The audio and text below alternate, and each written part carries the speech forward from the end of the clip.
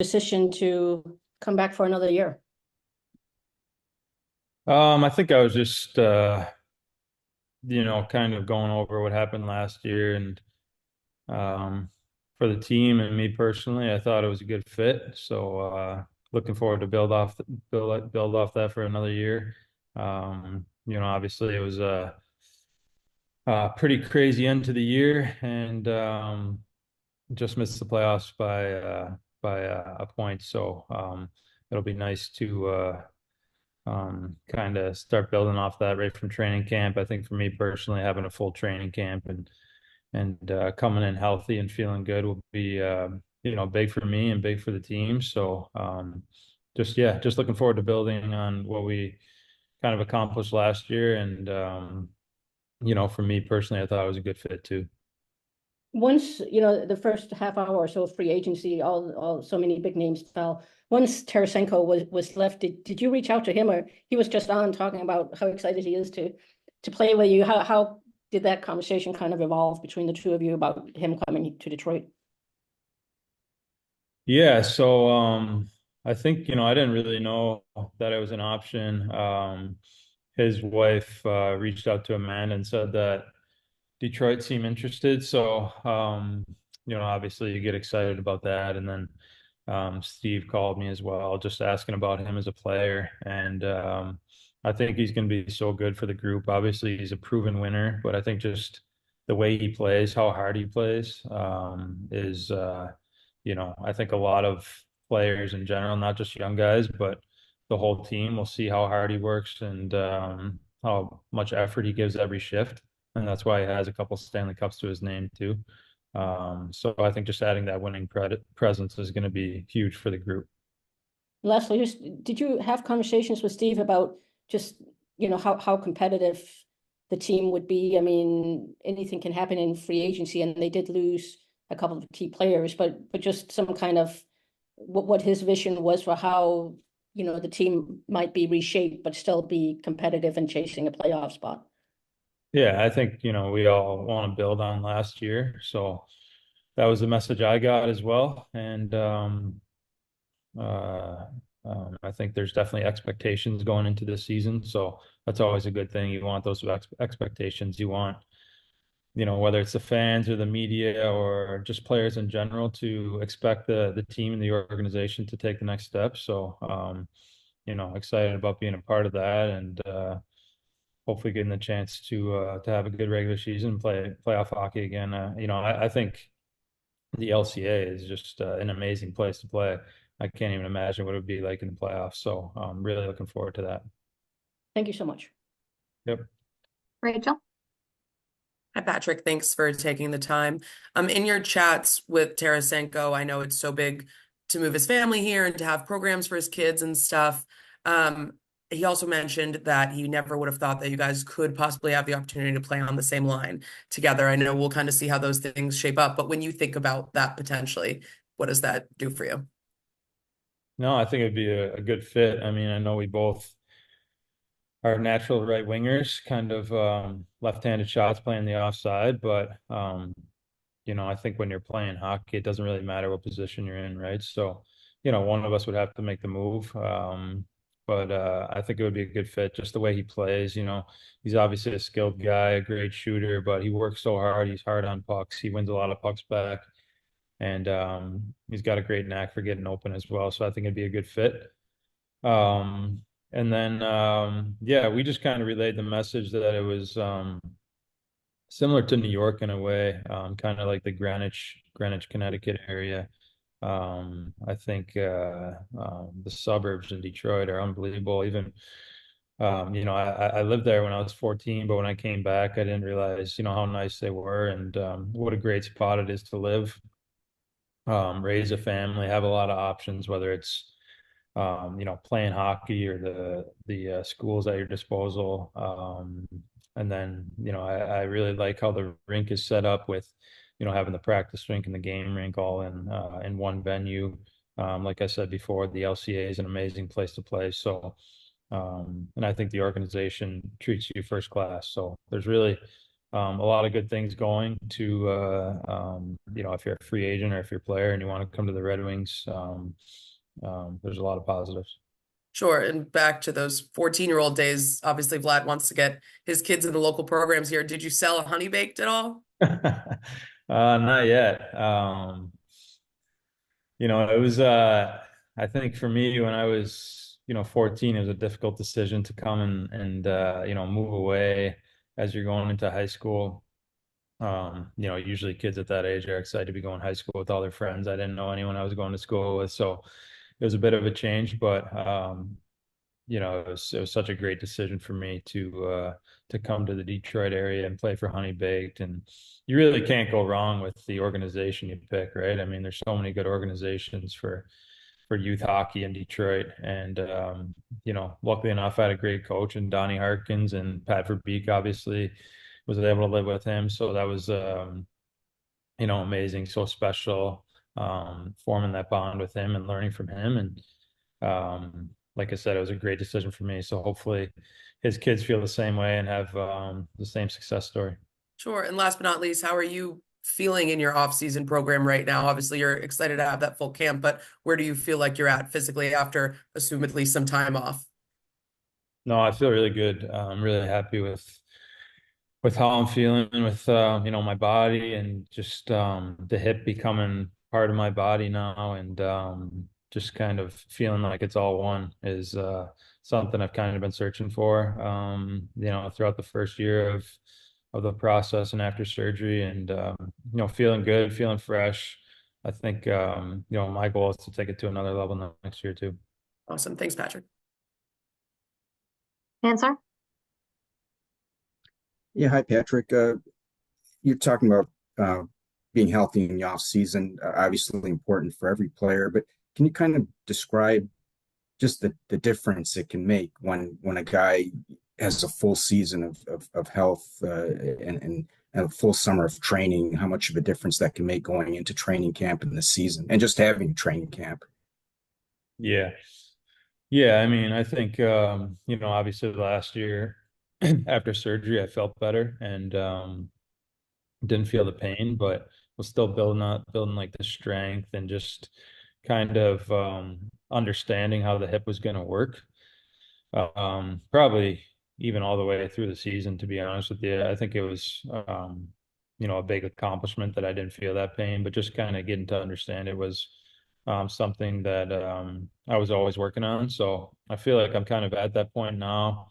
Starting to get on the ice a little bit now too, and um, you know, see how good I really feel and see what things I need to work on. So that's the next step of the process. But yeah, staying healthy and being healthy going into the season is just huge. Even, throughout the off season, I think sometimes you want to push it, you want to see how hard you can go, but you never really want to tiptoe that line of becoming injured or causing problems with their body or having any setbacks. So um, being healthy is huge, not only for me, like you said, but for any hockey player going into the season. And just obviously going into training camp, you're excited to get back and you can work on things. And I skated a lot last summer, but I wasn't at the point where I was with 25 other pro hockey players, or I was pretty much by myself or with one other guy, or maybe playing some 3-on-3 or 5-on-5. So now it's you'll be in that team environment, and working with the guys every day, I think is going to be huge for me. Thanks, Patrick. Yep. Millsy. Hey, Kaner. At the end of the season, you talked about just being put in a good fit and position to succeed with this club. Going into next season now, having some familiarity, comfortability, do you vision that fit evolving or shifting or changing at all for you? No, I don't think it'll change really. I think it just kind of build on it. Maybe I'm leaned on a little bit more by the coaching staff in certain areas, or even, in the locker room or leadership role, things like that. Um, obviously I'm 35, going to be turning 36 this year. So, I've been around for quite a bit, and, feel like I can bring that leadership aspect to the group and just kind of help the group along, whether it's in good times or bad times. But those are discussions to be had with the coaching staff or even with, leadership group or other players, and just kind of see how it feels too, right? I think you go off feel in those situations and what needs to be said or doesn't. And for me right now, I think the main focus is just getting as ready as I possibly can for the season to take that next step to my game and get to that next level that I want to be at. I thought it was like you said, it was a good fit on and off the ice, and had a lot of opportunity to play in some good situations, whether it's power play or top 6 minutes, and just want to take it to the next level next year. Thank you. Sean?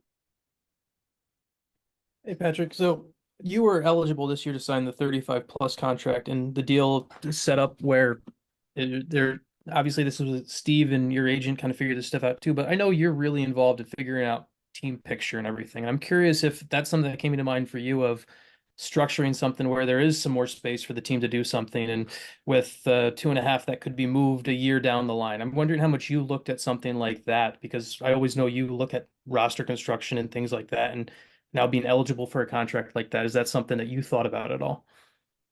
Yeah, I think after the year you kind of set your mind on maybe getting like a longer term deal or something like that, and then you start thinking about it. And obviously I'm 35, so I think it works both ways. I can sign a 1 year deal, take advantage of the bonuses, not only for myself, but it kind of helps the team too, right? To have the lower AAV. So that's something that we just talked about with my agent Pat Brisson, and thought that maybe that was a good road to go, and kind of take advantage of being able to use those bonuses for a year. And then last one for me, did you ever kind of you signed before July 1st? Was it something though that you ever thought about maybe going to July 1st? Was that anything that was ever close for you? Yeah, I guess you never really know how the negotiations are going to shake out, or if it's going to get to a point where you can agree to something. But no, I was happy we were able to kind of work it out the last 2 or 3 days there. And for me, my heart was set on coming to Detroit and being back in Detroit. I thought it was a good fit last year. Loved the team. We were really comfortable living there. I love the fans. I thought the fans really embraced me too. I thought it was, you never really know what to expect, right? When, especially from me being in Chicago for so long, and coming to Detroit. I know that's a huge rivalry, but just the embrace of the fans was incredible. So just looking back at some of the moments and things that you kind of go throughout the year, even like some of the calls Ken Daniels had, right? Like I can watch those clips for the rest of my life just because of the call that he had on some of those goals I scored, and overtime goals, or just obviously the one in Chicago especially. But those are moments that kind of give you chills, and when you have that feeling, it's like you want to continue that on and create more of those moments. So and it's not only just about me, right? Like I feel like it was a good fit for me, but I also feel like it was a good fit for the team, and feel like I fit in well with the lineup and with the players and the guys. So I was looking forward to just kind of building on what we went through last year. Thank you. Max? Hey, Patrick, you talked about reflecting on the way last season ended. I'm curious, are there one or two areas you think you guys can really take steps to get on the other side of that line this time around? Yeah, I mean, I think we can be better. I think we can be better on the power play. I think we can be a top 5 unit. I think that would be a good goal. I know we were maybe around 10 last year, which is still pretty good, but I still think we can be even better. I think I can be better on the power play as well. Um, you look back at numbers, I think I only had 2 goals on the power play. So I had, 18 even strength goals in 20 games, which is, you feel like pretty good, but it should be bolstered up a little bit because you should have more success on the power play. So, looking forward to building off that. Obviously, we feel we can be a better group defensively as well. That's always a key component to winning and getting into playoffs, and that's on everyone, right? Not just the guys that are in that role, but everyone needs to play better defensively. So I'm sure we'll go through that as a team and how we want to play in those situations. And yeah, to me, I mean, I think we have a lot of depth. Like even last year when I came, I was surprised at the contributions that the team would get from the third and fourth line and key goals here or there. It wasn't like there was so much pressure on one or two guys, but there's a lot of depth on the team. So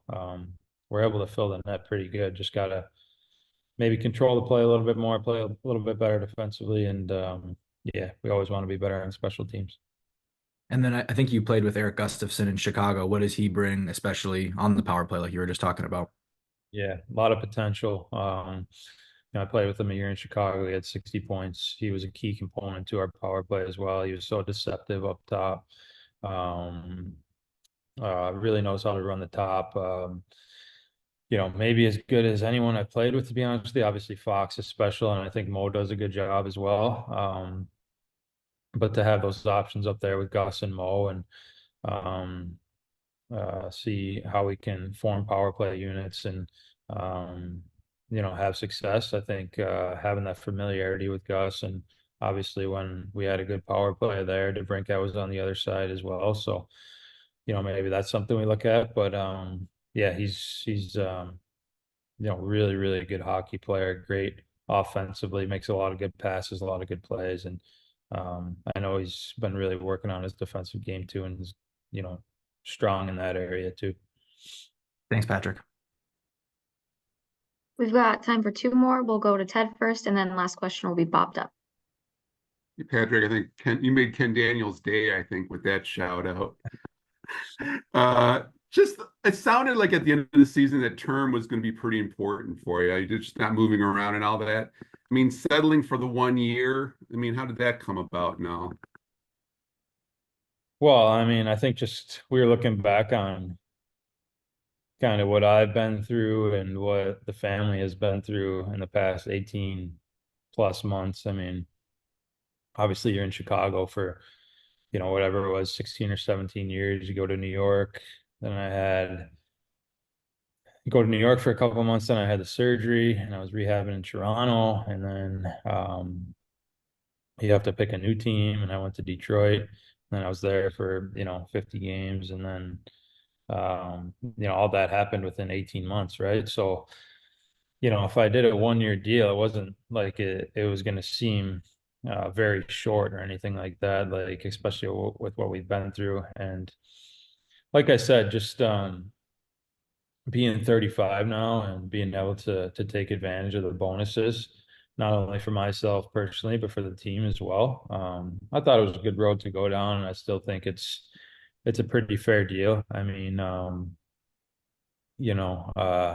I think as you get older, like for me, it's not like I feel like I'm only going to play 1 more year and then be done. I still feel like I have a lot of hockey left, but I think we kind of settled on the 1 year and then kind of built it off the bonus structure, right? So it was a smart way to go for both sides. Yeah, really quick, do you and Alex have another gear, you think, or seem like you guys pretty much picked up where you left off in Chicago? But what do you think? I mean, Yeah, I think so for sure. And we'll spend some time together this summer and work out and skate together and talk about things and just always trying to improve that chemistry. He's a kid that I really like being around off the ice, but I still think we have a lot of chemistry on the ice as well, and I still think we can be even better. So yeah, always trying to get to another level. good. Thanks for this, Patrick. Problem. Last question will be bobbed up. Patrick, there was so much uncertainty in your life at this time last year.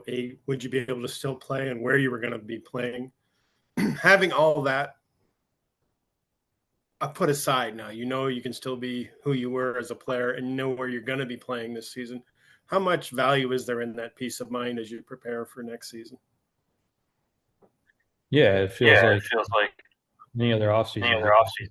I think just getting back to training and training like an athlete and not worrying about just rehabbing or working on the hip or you know, how much I'm going to skate, if I'm wearing down my body, things like that. I can just pretty much go as I please now and just keep training and start getting on the ice, start working on the game. And, you know, like I said, it feels like another off season where you want to take the next step as a player. So that's kind of where I'm at now instead of worrying about, you know, the hip regressing or where I'm at with that. And, you know, when the right time is to make a move. So like you said, all that's in the past and can just focus on playing now. Thank you. Awesome. Thanks, everyone. Appreciate the time. Thanks, Pat.